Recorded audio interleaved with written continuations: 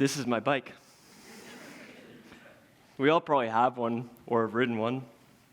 Think back about the memories that you have with your bike.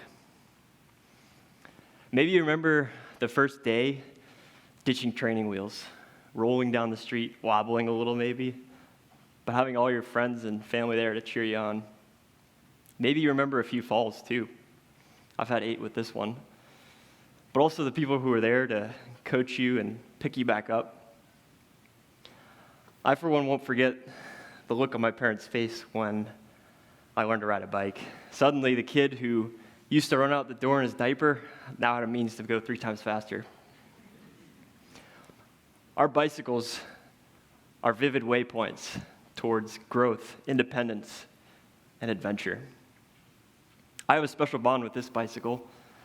Together, we've ridden over 22,000 miles. We even made it to Patagonia. When I tell people this, I first get 2 responses. The first is confusion. You rode in Chile, how was that? Or, like Che Guevara, the guy on a motorcycle. But then it sinks in. You pedaled on a bicycle from the US to Chile? Before 2020, I hadn't ridden more than 20 miles. I was deathly afraid of roads.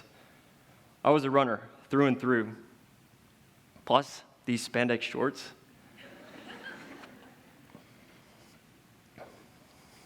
But then 2020 arrived, and like a lot of us, I felt confined. And as an ex-airline employee, my career prospects weren't exactly rosy.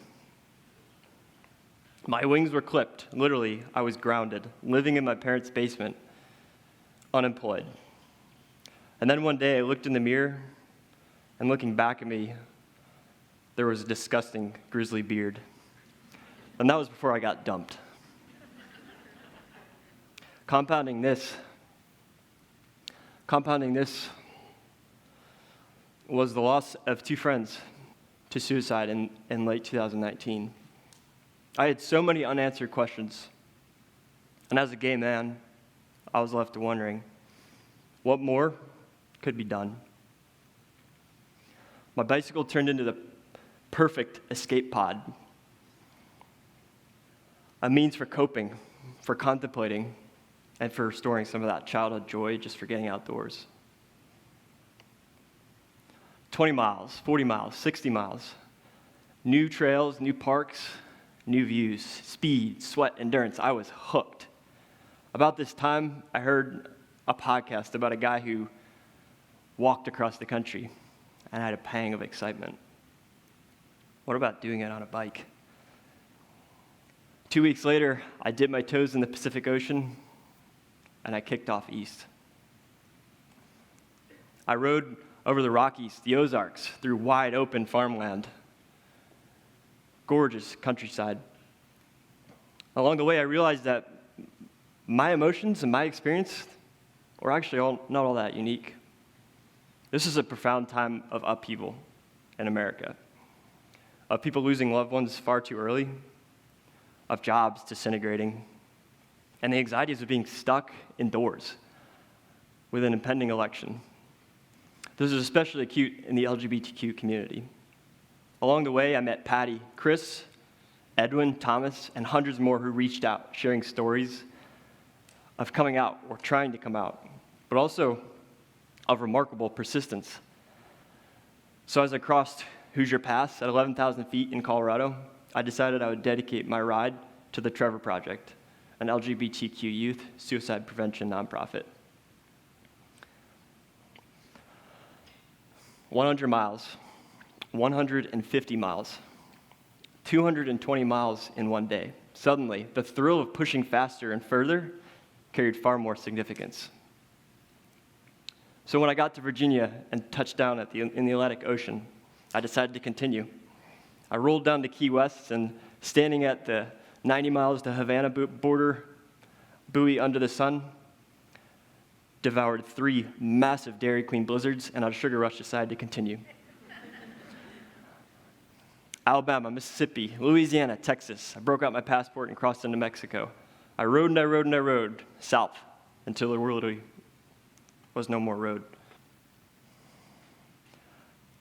Frances Willard, a suffragist and newly minted cyclist, once said, "I began to feel that myself plus the bicycle equal myself plus the world." After riding for 8 hours a day for 8 months, 127 years later, I could see just why. A bicycle is the ultimate conversationalist. Without a barrier of glass and metal like in a car, strangers could come right up. I bumped into cartel, crooks, militia. I lodged with lesbians, leftists, Trump supporters, Biden supporters, soldiers, sailors, all manner of people. I was hugged. And yes, Mom, I was mugged. But I was ultimately embraced by warm, loving, and decent people. I even got to stay a night with Crazy Larry.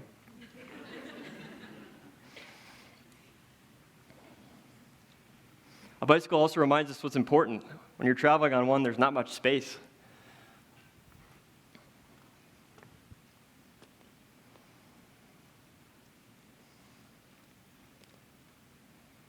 A sawn-off toothbrush.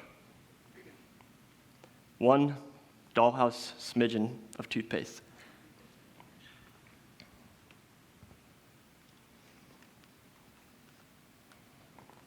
Cell charger, passport.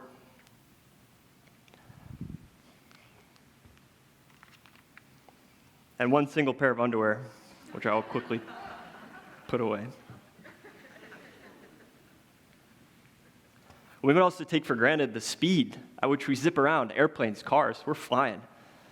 But down here, life moves slow. The next place with water is just 30 minutes down the road, they tell me. 3 hours later, I'd arrive a little parched. I had to recalibrate, refocusing on just what I could manage in one day.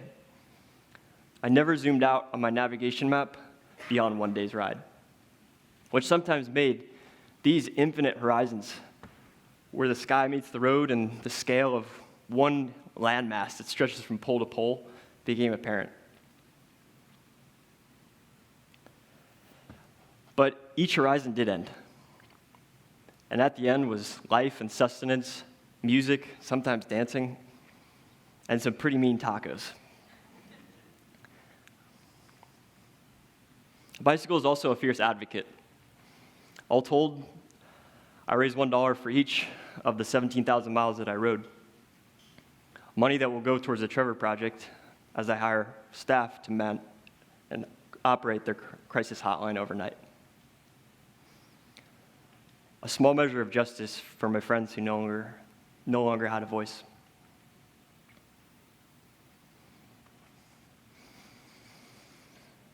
I'm riding today in the Atacama. It's the driest desert in the world in northern Chile. It's a unique day. My Garmin watch beeps as I cross 100 miles because I haven't seen a living thing all day.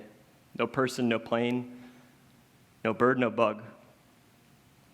Out here in a 2,300-mile desert, there's a lot of space for thinking. Old memories from childhood, music, lessons from my psychology teacher, Miss Shepherdson. I suppose it is tempting, Abraham Maslow wrote in The Psychology of Science in 1966, that if the only thing you have is a hammer, to treat everything as if it were a nail.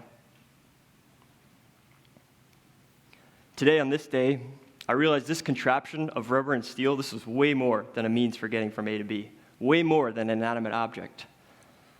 She was my riding buddy. You've already met her, but I decided then that her name would be Alma, Spanish for soul.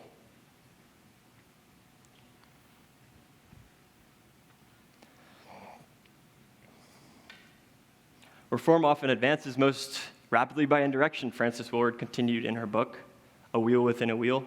She took to the open road for freedom and adventure at first, sighing for new worlds to conquer, she wrote in her book. But then realized it was far more than just getting outdoors. By ejecting her restrictive corset And overcoming her fear of form-fitting clothing, she defied all norms at the time by simply getting out on a bike.